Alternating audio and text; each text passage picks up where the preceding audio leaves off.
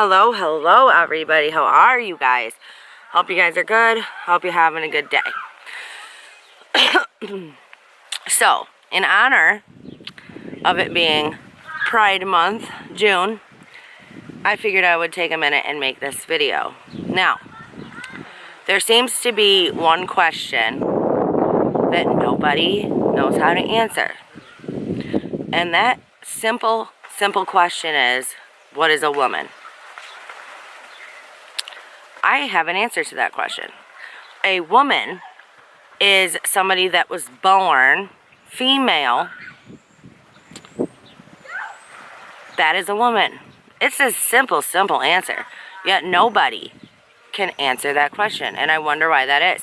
Half of the people are like, well, I don't want to answer that question because I don't want to offend anybody.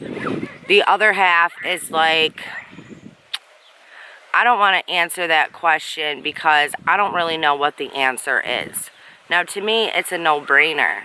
It's an easy, simple question. I asked my kids earlier, what is a woman? My daughter said, a woman is a girl who has grown up and you become a woman. That's what kids should be thinking. They should not be confused as how to answer that question. Now, those of you that have not seen Matt Walsh's documentary, it's called What is a Woman? It is free for 24 hours on Twitter. I suggest that you watch it. It was awesome. I will include at the end of this video some clips from that documentary. But definitely go check that out. So many people today seem to be confused. Now, now that I've got that question out of the way, I just want to take a minute and let's talk about how it is Pride Month.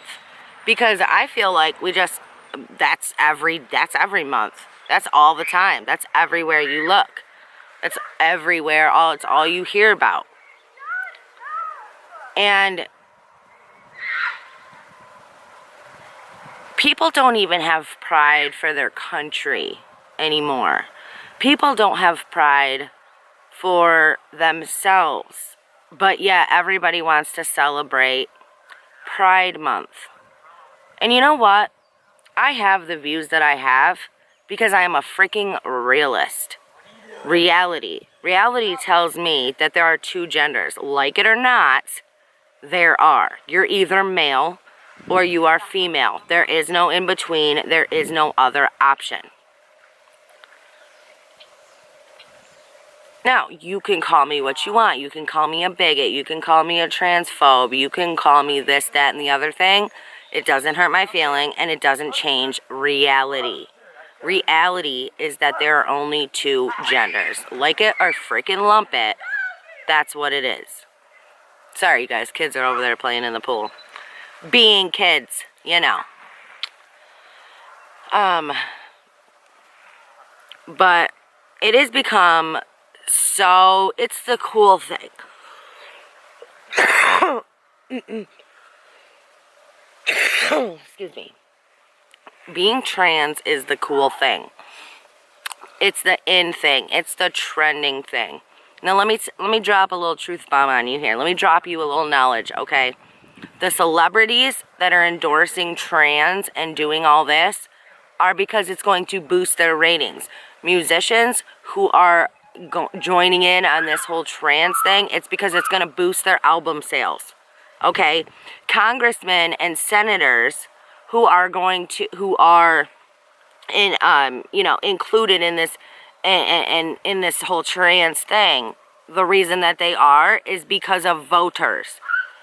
Big pharma and doctors and hospitals are pushing this trans agenda because it's money, money, money. There's always a reason behind it. But none of that changes the reality of the situation. Excuse me. None of that changes the fact that there's male and female. And you can give these kids all these blockers. You can give these kids all these hormone changes. Hell, you can even give them reassignment surgery. But it does not change the reality that they were born male or that they were born female. And when they die, they died what they were born as. That's just reality. The chemistry inside of the body of a male and a female are two completely different things. The brain chemistry, the body chemistry, everything is different from male to female. You remember men are from Venus, women are from Mars, or whatever it was? It's because we're two totally different species. Okay? We're two totally different things, right? So you can sexually reassign a male to a female, but it doesn't change the fact that their body chemistry, their brain chemistry, and the entire DNA is always going to be male. That's just what it is. Now, like I said, everybody that is buying into this and that is pushing this and that is joining this, it's because they get something out of it. They either get more likes, more subscribers, more view counts. They get, you know what I'm saying? They get more voters. They get more album sales. They get more people to show up to watch their movie. More money at the box office. The doctors are making more money. The big pharma's making more money. And the surgeons are making more money if they can push these things. And parents just soak it all in and just buy it all up because they're like, well, it's the in thing to do. It's going to make me look like a better parent. It doesn't. It actually makes you look like you're mentally ill. I am sorry. But at the end, I will show you this clip of this doctor who is a trans woman. Okay, she's transgender. That's whatever. And she says, there's absolutely nothing wrong with a male or a female coming in and wanting a male part, or a male coming in and wanting a female part. And that Matt says to her, okay, well, what if you had somebody come to you and they were like, there's nothing medically wrong with my arm. There's nothing wrong with it. But I want you to cut it off because I feel like I would be whole without it. Like, I'm not supposed to have this arm. Would you cut it off? She was like, no, that would be considered a mental illness. Really? But you're going to do the same thing to a 14-year-old boy? You're going to cut off one of his body parts and call it gender identity. Gender identity crisis. Social media, YouTube, commercials, ads, TV, movies. That is where your kids and you get gender identity from. If it wasn't for that, we wouldn't even be having this conversation. I wouldn't have to make a video like this if it wasn't for that. But that's where kids see it. That's where parents see it. And it's pushed to be a cool thing. It's pushed to be the in thing. If you come out as transgender, it will give you more likes, more clicks, and more views. And that's just the way that it is. Because it's the in thing right now. Now, I know a lot of people don't have this. I know everybody has different religious beliefs. Everybody has different spiritual beliefs. I myself believe in God. I believe in our Creator. I believe in Yahweh. Okay? And I also believe that He doesn't make mistakes. I believe that you are born what you are supposed to be. But that's just me. I can sit and conversate with other people who have different religious beliefs than me. I can sit and conversate with people who have different political views than I do. Different any kind of views than I do. But this is just one that I cannot ever get behind or make sense of. Because to me, in reality, you are what you are, and that's what you're supposed to be.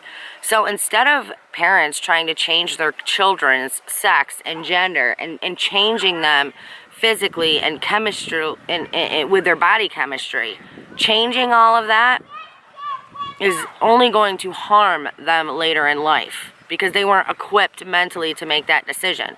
And obviously you are the one making that for them. I can't get behind that. I can't get behind them pushing these kind of books with visual illustrations to young children in schools. I can't get behind that.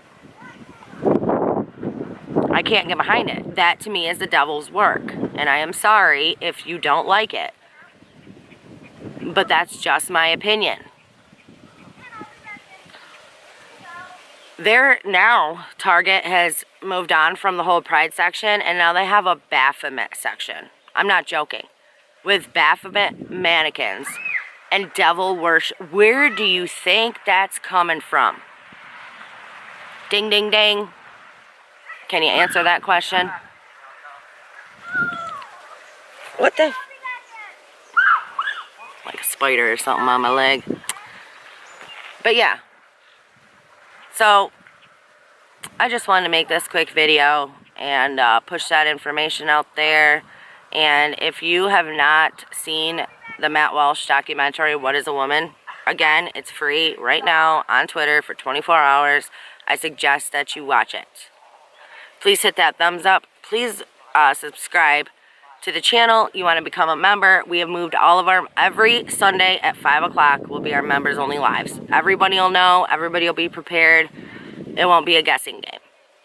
So if you want to become a member, go ahead and become a member. We would love to have you. But I'm a realist, and that's just what it is, okay? So I love you guys. Stay strong, stay healthy, stay safe. Keep asking those hard questions, and keep spreading that light. Don't forget to comment down below. Let me hear your thoughts. Even if you don't, you know, if you agree, disagree, whatever. Tell me why. And I want you guys to answer this in the comments below.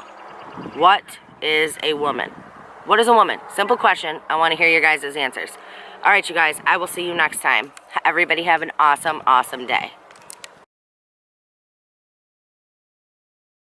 Talking to us. My pleasure. So you're a world-renowned gynecologist and surgeon. You're also a transgender woman.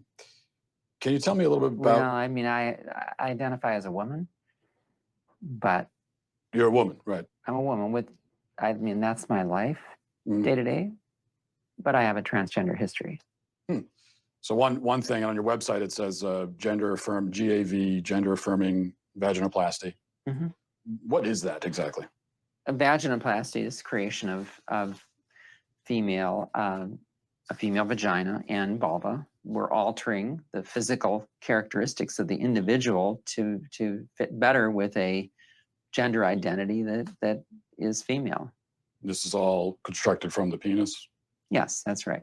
The surgeries are quite refined in the sense that they really, not only do they look like female anatomy, but they also function that way. For the most part. I mean, certainly it's a bit of a Faustian bargain. You know, it's not perfect. Does anyone ever regret their surgeries? Or, well, we know they do, but how often do people regret their surgeries? Well, actually, we don't know that they do. There are legitimate detransitioners, and there are people who truly feel that in their journey, they may have made a mistake. Now, fortunately, this is a really, really uncommon phenomenon. I don't know if you've ever heard of people in the trans-abled community. These are people who are physically able-bodied, but feel like they should be disabled or identify as such. For example, a man who has 2 arms, but feels like he should have 1. If a man in this kind of marginalized community went to the doctor and said, I want to have my arm cut off, do you think that... That doesn't have anything to do with gender identity. Well, it's someone's self-identity, how someone identifies. That's someone who has and I'll accept it as a mental diagnosis, a psychiatric condition. I don't even pretend to know what aptomenophilia is all about, but somehow it's the idea that you're fascinated or charmed by having a limb or part of a limb missing. Okay, I would say that's, pardon my non-medical language, kooky. You don't see any? You think this is totally irrelevant? Yep. So the biggest, broadest question is, what is a woman? A woman is it's a combination of your physical attributes and then what you're showing to the world and the gender clues that you give. And hopefully those match your gender identity. The critics on the other side of this, of this issue. There aren't many, but go ahead. There aren't many who would disagree with what you're saying about. Well, you know, the dinosaurs of the world are certainly out there. Transitioned to appear like a male through synthetic hormones and surgery. I will never be a man. Is it transphobic for me to tell the truth? Why is it that a couple hundred years from now, if you dug up my body, they're gonna go, yeah, that was a woman, had babies. Can you tell me about the procedures that you had? I've had 7 surgeries. I've had 1 stress heart attack. I've had a helicopter life ride with a pulmonary embolism. I've had 17 rounds of antibiotics. I had 6 inches of hair on the inside of my urethra for 17 months. Nobody would help me, including the doctor that did this to me because I lost my insurance. I get infections every 3 to 4 months. I'm probably not going to live very long. Was there any real discussion of the risks and the side effects? And No, there's not. And I know that people want to think that there is, but there's not. The truth is that medical transition is experimental. We have studies that said that medical transition helps mental health with kids. They've all been retracted, modified, changed. But the only long-term study tells us 7 to 10 years is when transgender people are the most suicidal. After surgery. But that's transphobic to say. For the first time in history, a marginalized group has a huge dollar sign on the top of their head. We have 5 children's hospitals in the United States promoting that. what? That's a phalloplasty. That's a bottom surgery. We have 5 children's hospitals in the United States telling girls that they can be boys at $70,000 a pop in a surgery that has a 67% complication rate. That will kill me from infection that I can't sue on. We're butchering a generation of children because nobody's willing to talk about anything. I have 3 kids. At the age that they're doing this to kids, I'm not transphobic. I love my kids, and I love other people's kids, and you should too. This is wrong on so many levels. Can kids consent? Do you think kids are No. capable of consenting to this? No, they're not. Being a parent is loving the hell out of your kids and helping them see around corners. What's the youngest patient that you've operated on? The youngest patient I've done vaginoplasty on is age 16. Do you worry that minors just don't understand enough about themselves? They're not neurologically developed enough yet to make permanent life-altering decisions? Absolutely not. A young person's self-perception, one day they may be clear, the next day they may be totally confused and not sure. And you're affirming it with hormones that have never been used in this way in the field of medicine. You're talking about puberty blockers? Blockers and then opposite sex hormones. And at what age does the medical transition begin with medication? So medical affirmation begins when the patient says they're ready for it.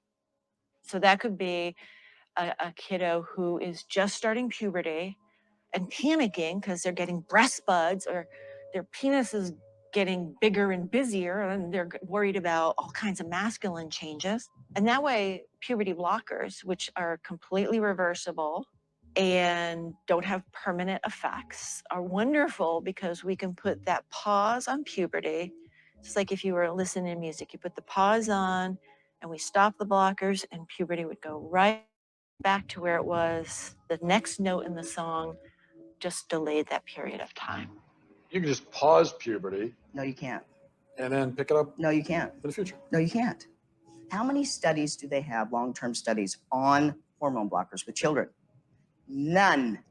I just spoke a month or 2 ago with a mother whose 14-year-old daughter was put on blockers. They discovered after 2 years, this 14-year-old girl has osteoporosis. That's something that like old women get. How can doctors assure parents that a certain medicine is totally safe if, based on what you're saying, they can't possibly know that? How can they be removing the healthy breasts of 15-year-old girls? How can they be sterilizing kids? How can this whole thing be happening, Matt? Every child that they convince is transgender and in need of medical transition, it generates $1.3 million to pharma. And we're believing a pharmaceutical company, Lupron, hormone blockers, reversible, so they say. Well, the truth is that in 2003, Lupron was sued and deemed a criminal enterprise by the US government. They paid the most fine of any pharmaceutical company at that time, $874 million, wrote a check. Is Lupron chemical castration? Yes. We're giving it to pedophiles, aren't we? We're giving it to people that are dying, and we're giving it to kids, telling them that they were born in the wrong body and it's completely safe. One of the drugs used is Lupron, right? Which has actually been used to chemically castrate sex offenders? You know what? I'm not sure that we should continue with this interview because it seems like Why it's is that? going in a particular direction. Well, you're a medical professional, I am a medical professional. so you don't want to talk about the drugs that you give to kids, or? Again, I'm a physician and I use medication. You're choosing exploitive words. Drugs I give to kids. I'm choosing a chemical word that was castration. in a dictionary. That's not a correct term for puberty I blocking. don't in know. a I could like look it transgender up on my person. phone, but I'm pretty sure if I looked it up, like, You can look it up on your phone. it says medical definition, the administration of a drug to bring about a marked reduction in the body's production of androgens and especially testosterone. And I'm saying, as a pediatrician who takes care of hundreds of these kids, when you use that terminology, you are being malignant and harmful. I mean, there are some who would say that giving chemical castration drugs to kids is malignant and harmful. It's about the context of caring for a child and seeing the suffering that kids can have that have not been in affirmative home situation. Hello? Hey, is this? This is, yes. Hey, it's Matt Walsh. Where are you right now? I'm in Vancouver, British Columbia, Canada right now. Are you able to leave? I'm not able to leave BC. I can't even go to another province in Canada right now. And it's because I'm technically out on bail. What happened exactly?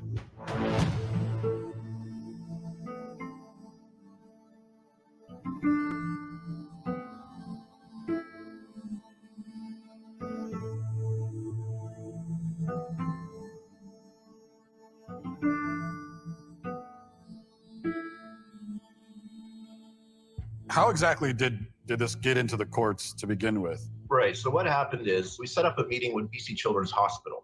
And according to the BC Children's Hospital website, there's going to be a thorough evaluation, and I'm thinking, good, this is going to be the end of it all. They're going to clearly see that my child is not the opposite sex. So my ex-wife brings my child into BC Children's Hospital.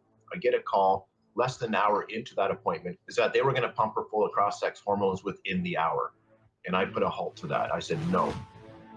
They agreed to stop for the moment. They figured, well, let's get the dad on board too. This is all going to be better. Let's just get everybody on the same page. I said, it's not going to happen. So I get a letter from BC Children's Hospital in December of 2018. And it says that under the BC Infants Act, they will start injecting my child with cross-sex hormones. And I have 2 weeks to respond with legal action if I so choose. And so that's how I ended up in court, because I did respond with legal action.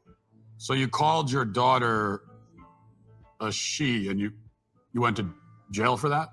That's considered criminal violence to not use the preferred pronouns. It is no different than, let's say I were to take a broomstick and whack one of my kids over the head. So they were treating it in a similar fashion, that misgendering, mispronouncing my child was the equivalent of family violence. Is she on the hormone pills now? She is. The court ordered that she could do whatever she wanted.